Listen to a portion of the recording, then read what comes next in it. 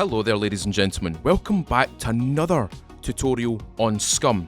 Today we're going to be learning how to chop and change the traders. Before I begin, we will be working on the single player config file for this, but for any admins out there that have servers on GG Hosting, Tradable, gPortal or PingPerfect, you will be able to change this as well through your control panel on the back end of your server. Now, first, let's locate that file. What you want to do, click the Windows key or the Start key, %appdata, hit return. Don't be in roaming, go back to appdata, go to local, hit S on your keyboard, it will automatically filter through the first folder that has an S in it, double click on SCUM, saved, config, Windows no editor, and the file that we want here is economy override.json. What you want to do is you want to use any sort of text editor to open this up. Notepad or Notepad++ are a preference. So, edit with Notepad++. So, we've got our file here, what do we do? Let me run through a few of these lines for you. So, enable economy. 1 means it's turned on, 0 means it's turned off, basic binary. So, what this basically says is, do you want the traders to be on or do you want the traders to be off? 1 is on, 0 is off. Economy reset time hours. Although traders slowly and organically regenerate stock and money, if this value is set, the economy will instantly reset at any given interval, fully restocking the trader's stock and money. If the value is less than 0, it never resets. The default, however, is minus 1.0, meaning by default there will never be instant resets like this. So, this line basically determines how many times an hour that the traders will refresh their stock and their cash. Okay, prices, randomization, time in hours. How many hours it takes to randomize prices. If the value of this is less than 0, it never randomizes. So the default is set to minus 1.0. So randomizing prices essentially means if we were to set this to 2 hours, it will randomize the price of certain items 2 hours later. So you might pay 300 for a frag grenade, later on it might be valued at 600. That is the randomization. Okay, fully restock tradable hours. This is quite self-explanatory. How many hours it takes to fully restock tradable items within the store organically. If the value is less than 0, it will never restock and it will go off basically players trading to the trader, the general goods or the armory, etc. If they're trading certain items, that's how the stock replenishes. But in this case, this is how long it takes to fully restock everything back to default. The default, however, is set to 2.0, which means in 2 hours, a fully emptied trader will fully restock its items within 2 hours. Makes sense, right? Trader funds change rate per hour multiplier. This is an interesting one. Similar in style to the fully restocked tradable hours, which is 2 lines above. This setting defines how fast traders will refill their cash organically. The default for this is 1.0, meaning any trader that is fully depleted of funds will have their balance fully restocked within an hour. Makes sense, right? Traders unlimited funds. This is quite self-explanatory as well. 1 means yes, 0 means no. If the trader's unlimited funds is set to 0, they no longer have unlimited funds. If it's set to 1, their funds never go up, they never go down, they're unlimited. Okay, it's infinite. This next one's a wee bit interesting because it will allow SCUM admins to essentially govern how many vehicles are spawned on their servers. Limited tradables. For the moment, we only have access to limited vehicles, hence why this is here. Now, I have to make a little disclaimer here about the limited amounts of vehicles here. Currently, only limiting vehicles is supported. Vehicles purchased and vehicles spawned in the world normally are counted independently, not together, which means if you have 64 vehicles that spawn on the island, you will also have an additional 14, 18, 14, 9, 10, 10, 5, however many that you set and the maximum amount that can be purchased from the traders here. So be very, very careful with this. Do not set any of these to minus 1.0 because that essentially means there is an infinite amount that can be bought. So make sure that when you set the amount of vehicles that can spawn in your world, you pay attention to the limited amount of vehicles that can be bought from the trader. Now comes the really interesting part, and the part that you guys are probably really excited to actually see. So we have here, let me just close off these so we've got a better idea of everything here. That's the wrong button. Traders. Within traders, we have the zone and the trader name. Now, little disclaimer here. For anybody that's going to be chopping and changing, for example, things that you can and cannot buy, please visit the traders in-game. Find out what each of them sell, what each of them buy, etc. And then make sure that you place the right tradable code in the right armory or boat shop or mechanic, okay? So, for the sake of this, I'm going to switch over to my trader.json file, which is actually on my multiplayer server. So this is what you get as a default. This is mine. Okay, so let's run through a few things here. So we have an armory. At the moment, it has a cluster of things that I've completely stopped people from basically buying. So I'm going to separate those out. So let's go like line by line, or at least the codes. So tradable code. This has to be the code that you spawn it in with. So for here, we have a black M82A1. The purchase price is -1.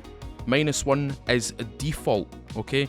You can set this to any number you choose. You can make it 12,000, you can make it 6,000, you can make it 600,000 if you really want to. However, for the moment, these are set to default. Base price or base sell price is how much the trader will accept that item if you were to sell it to them. Now down here, I have a bulletproof vest 04. You can buy it for 6,000, but you can sell it for 350. This is a little balancing act that I've got on my multiplayer server, but it shows that you can change the selling price of each individual item. Okay, delta price. Now this is an interesting one, and I recommend that you don't change this if you want your randomization of prices to come into it. So the delta price, the base price multiplier that determines the increase or decrease of the price displayed in the store. Defaults are set to -1, which means the delta is determined by a random chance. The random chance that we set at the very top of this file right here. Where is it? There, it's right there. Line 6. Okay. So if the edited value is more than 0, the delta will never change even after the price randomization. So if you set essentially a randomized price generator here, you can chop and change the price over a given time. So essentially what you can have is, I could buy an armoured tactical vest for 12,000, okay? And in 2 hours though, if I was to set this to maybe 10 or 20, it might be 12,020, 12,100, 12,900, etc. That's how that works. Now, this part is actually quite critical for server admins that want to disable things that can be bought from the traders. Can be purchased, true or false.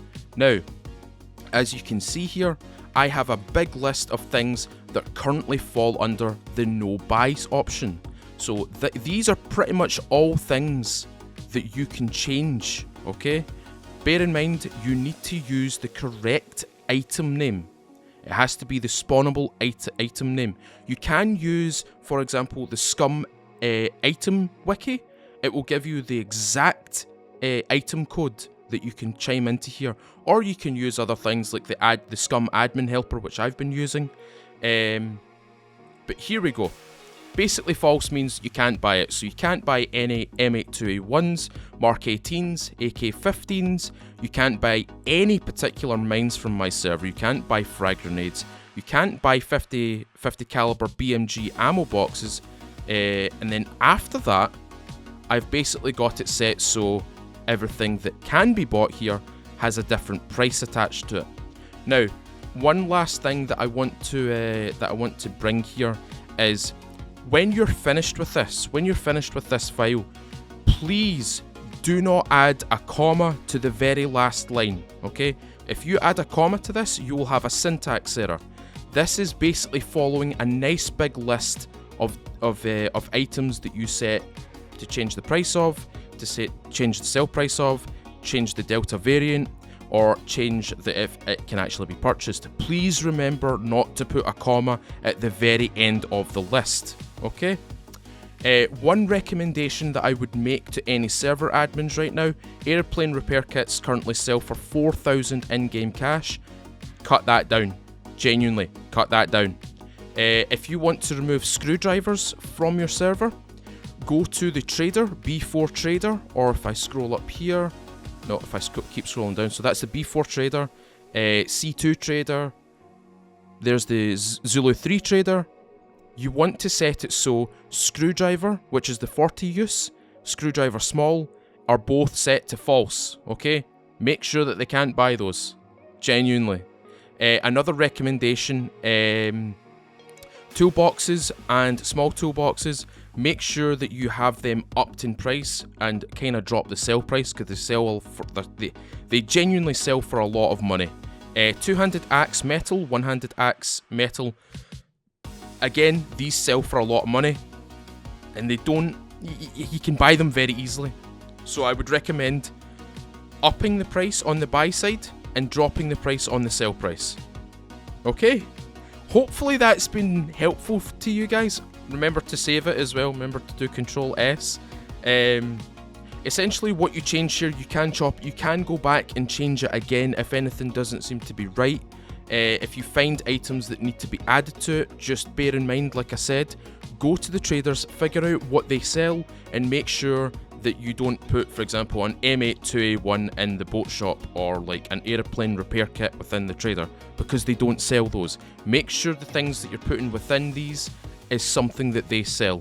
Okay, right-o, ladies and gentlemen, I do hope this has been very helpful for you. It's kind of all over the place because I'm still learning about it as well, but hopefully this gives you a little bit of an insight in how to actually edit it. And to help you guys, to help server admins, the file that you're seeing right here, this file right here, I'm going to put this in the description. You're going to be able to download this. All you have to do is, if you want to put this in your server, copy everything, so Control A, Control C, and then paste it into your server backend .override, or the economy override.json file, and you'll be able to run with my settings. I'm currently still updating this.